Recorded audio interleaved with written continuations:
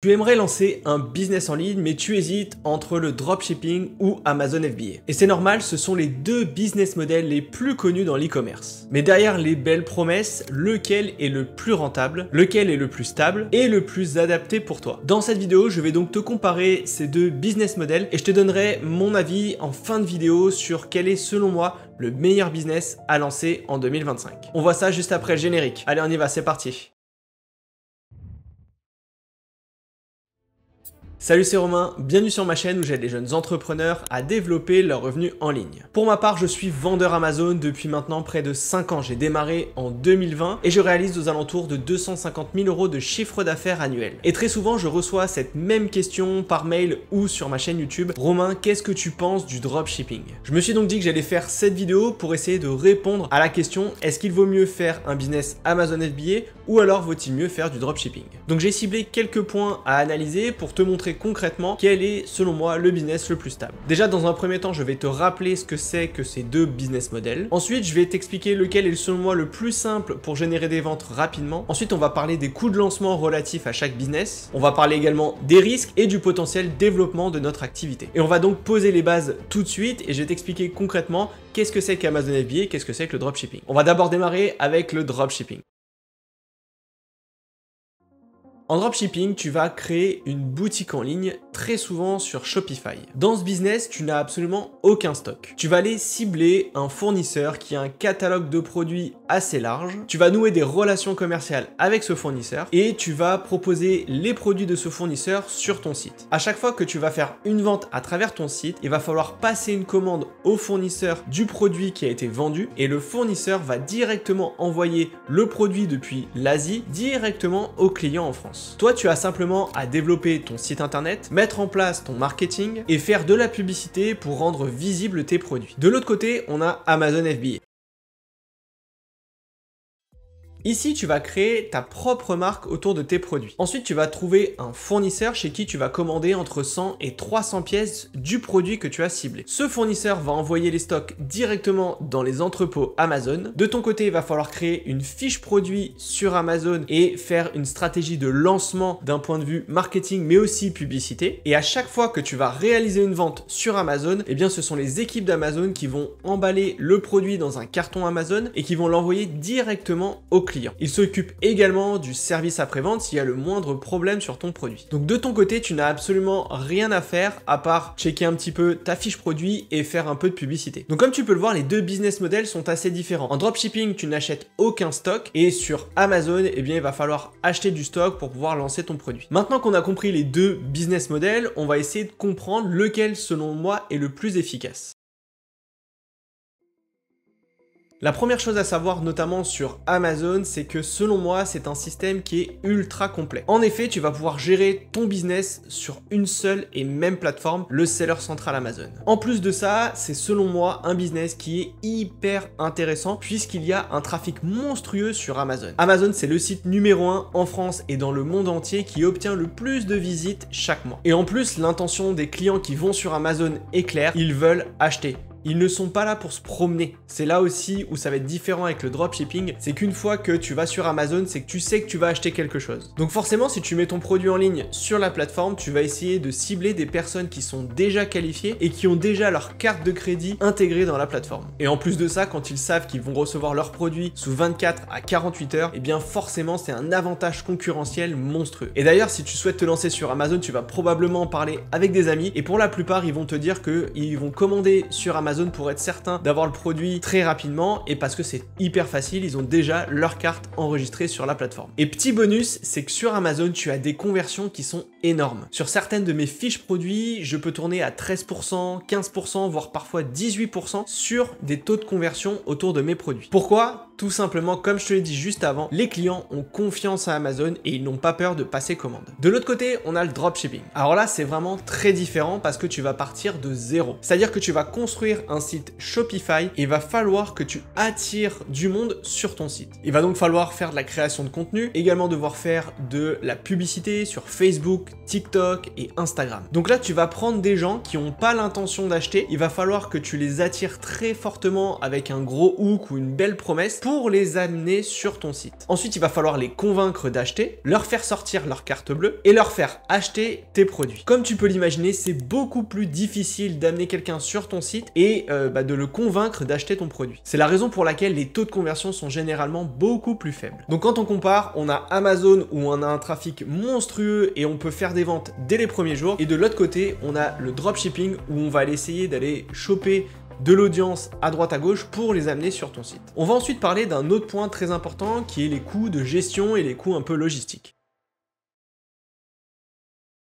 Alors encore une fois, avec Amazon FBA, ce qui est vraiment génial, c'est que tout est intégré dans ton business. Donc tu vas payer Amazon pour stocker tes produits, pour livrer les produits, pour gérer le retour et faire de la publicité. Donc c'est simple, transparent et tu as tout à gérer dans une seule plateforme. Tu peux ainsi faire des ventes très rapidement et quand tu mets en place de la publicité, eh bien ça te permet de booster très rapidement ton produit. Avec le dropshipping, c'est une autre paire de manches. Tu vas devoir construire un site internet, tu vas devoir faire de la publicité sur différentes plateformes, tu vas devoir utiliser des outils, des plugins pour mettre à jour ton site, tu vas devoir gérer les livraisons, tu vas devoir également faire du service après-vente et gérer toi-même les retours, et tu vas utiliser tout un tas d'outils comme Stripe, Shopify, PayPal. Et là, chaque outil a un coût, donc ça va te coûter de plus en plus cher au bout d'un moment. Et là, je parle pas des problématiques de douane, parce que si ton produit reste bloqué, eh bien, il ne sera pas transmis au client. On a aussi des délais de livraison qui peuvent être super longs, parce que le produit part du fournisseur directement au client. Bref, c'est quand même beaucoup plus difficile de mettre en place un business en dropshipping. On va parler maintenant des risques liés au lancement de ton activité. On parle souvent du dropshipping comme un business sans risque, accessible et que tu peux lancer avec moins de 100 €. Alors je vais être honnête avec toi, c'est une illusion. Pourquoi? Tout simplement parce que quand tu vas devoir lancer ton activité, tu vas devoir dépenser pas mal d'argent sur tout un tas d'outils. Et surtout, c'est que tu vas devoir lancer plusieurs produits pour essayer de commencer à faire tes ventes. C'est très rare de lancer un produit et que tu arrives à faire des ventes dès le départ, dès les premiers jours, sur cette première idée. Il va falloir très souvent avoir un catalogue produit assez large, ce qui va un peu complexifier ton lancement. Car oui, tu vas devoir faire de la publicité sur ces produits, donc ça va impliquer des coûts publicitaires qui vont être monstrueusement élevés au démarrage de ton activité. Donc il va falloir dépenser pas mal de budget publicité avant de cibler le produit qui va te permettre de faire des ventes. Donc il va falloir sans cesse faire des nouvelles campagnes publicitaires, les adapter, et donc tu vas payer pour voir si le produit peut être bon. Donc on va dire que tu as un budget qui peut être un peu inférieur au lancement d'un business sur Amazon, d'accord? Mais tu vas, selon moi, pas mal dépenser dans le vent. C'est-à-dire que tu vas lancer des campagnes, et si jamais tu ne trouves aucun produit, eh bien tu auras dépensé de l'argent pour rien. De l'autre côté, avec Amazon FBA, effectivement, il va te falloir un budget un peu plus important que sur le dropshipping pour pouvoir lancer un produit. Mais par contre, selon moi, l'avantage massif d'Amazon FBA, c'est que tu vas prendre tes décisions sur des données tangibles. C'est-à-dire que tu vas avoir tout un tas d'indicateurs et d'outils comme Helium 10 qui vont te permettre de faire des analyses de marché d'une manière ultra précise. En dropshipping, selon moi, c'est un peu plus à l'aveugle, donc c'est selon moi un poil plus risqué. Mais par contre, quand avec tes analyses de marché, tu as ciblé un produit, tu peux être quasiment sûr que tu vas réussir à faire des ventes si tu fais une bonne différenciation. Donc oui, tu vas acheter peut-être plus de quantité, entre 100 et 300 pièces pour lancer ton activité, mais tu vas être sur un produit que tu as déjà analysé et tu sais que tu peux faire des ventes. Donc selon moi, c'est beaucoup plus stable et ça me permet de mettre en place un business sur le long terme. On va parler maintenant scalabilité. Alors scaler son business, ça veut tout simplement dire utiliser un business qu'on a lancé et le dupliquer pour gagner de plus en plus d'argent. Alors ce qui est simple avec Amazon FBA, c'est que à partir du moment où tu as un compte Amazon et un premier produit qui tourne, eh bien tu peux scaler très facilement. Tu peux déjà vendre ton produit dans toute l'Europe en quelques clics, donc ça c'est vraiment génial pour cibler des millions de personnes en plus. Tu peux également aller sur les États-Unis ou sur d'autres marketplaces Amazon comme le Japon ou l'Australie, et tu peux aussi dans un second temps, lancer un deuxième produit. Vu que tout est prêt autour de ton business, il te suffit simplement d'ouvrir une nouvelle fiche produit, de commander de nouveau quelques produits à ton fournisseur sur cette deuxième référence et de faire exactement la même chose. Donc tu développes un business à travers Amazon, tu vas utiliser la logistique Amazon n'importe où dans le monde et c'est selon moi comme ça que tu vas pouvoir développer ton activité d'une manière monstrueuse. Et surtout, c'est que tu vas construire une véritable marque que tu vas pouvoir revendre par la suite. En dropshipping, selon moi, c'est encore une fois totalement différent. À chaque fois que tu vas vouloir lancer un nouveau produit, eh bien il va falloir mettre en place une nouvelle stratégie publicitaire pour faire des ventes. Donc selon moi, c'est pas forcément la meilleure façon de travailler. Et encore une fois, d'un point de vue scalabilité, eh bien si tu fais un site dropshipping en France, eh bien tu vas être très souvent cantonné au marché français. Tu pourras pas aller dans toute l'Europe, tu pourras pas aller aux États-Unis ni dans d'autres pays. Donc tu vas être assez limité autour de ton activité. Et si jamais tu veux lancer une nouvelle marque ou tu veux faire autre chose, eh bien il va falloir tout recommencer depuis le début et mettre en place un site, trouver un fournisseur, etc., etc.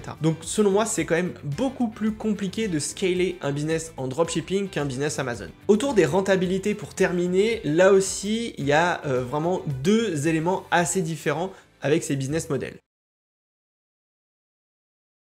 Sur une rentabilité autour d'Amazon, on va être aux alentours de 15 à 20% en général autour des produits. Alors là, on va me dire, oui, du coup, le dropshipping, c'est beaucoup plus rentable que Amazon, puisqu'on va te montrer des produits qui vont faire 40% de marge. Mais la petite chose à savoir, c'est que, comme je te l'ai dit au début de la vidéo, tu vas dépenser énormément de publicité au départ. Donc en fait, ta rentabilité produit, elle n'est pas à 40%, elle va être comme un peu Amazon, ça va être autour de 15 à 20%. Donc là encore, moi je préfère avoir quelque chose de stable avec des analyses, avec des données tangibles que je vais lancer sur un site internet où il y a un trafic monstrueux, plutôt que de devoir aller sur un site où il y a absolument personne, devoir mettre du temps à faire venir du monde sur mon site, tenter de les convaincre pour faire des petites ventes. Et bien clairement, au niveau des rentabilités, on est quand même assez proche sur l'un ou l'autre business. Et donc tu l'as compris, le business Amazon est selon moi beaucoup plus sain que le business en dropshipping. Alors au final, quel est le meilleur business et quelle est la meilleure stratégie à adopter? Alors je te le dis tout de suite, selon moi, le meilleur business, ça reste Amazon FBA. Puisque là, tu vas construire une véritable marque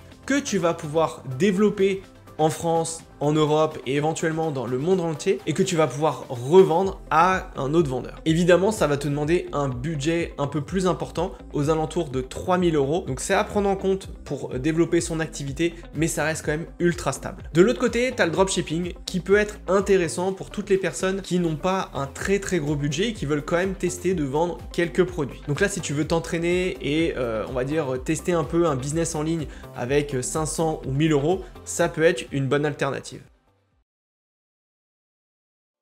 Mais clairement, si je devais recommencer de zéro et qu'on me proposait ces deux business, eh bien j'irais sur Amazon sans hésiter. Comme tu l'as compris, les deux business ont des avantages et des inconvénients. C'est voilà, s'il n'y a pas tout de rose non plus sur Amazon. Mais quand tu regardes vraiment la totalité et que tu prends un peu de recul, selon moi, je trouve que quand même le business Amazon, c'est celui qui est le plus solide et qui te permettra de développer une activité sur le moyen et le long terme. Et tu vois désormais, j'ai une marque qui tourne super bien, qui est sur Amazon, que je ne gère absolument pas. J'ai juste à faire des réassorts sur mes produits. Mes pubs tournent vraiment toutes seules, donc c'est vraiment un luxe que d'avoir ce genre de business. Si tu veux d'ailleurs en savoir plus sur le business Amazon FBA, tu as une masterclass 100% gratuite que je te mets juste en dessous dans la description de cette vidéo. Si tu as des questions ou des commentaires, t'hésites pas aussi, tu me mets ça juste en dessous de la vidéo et j'y répondrai avec plaisir. En attendant, je te souhaite une bonne semaine et on se retrouve la semaine prochaine. Ciao!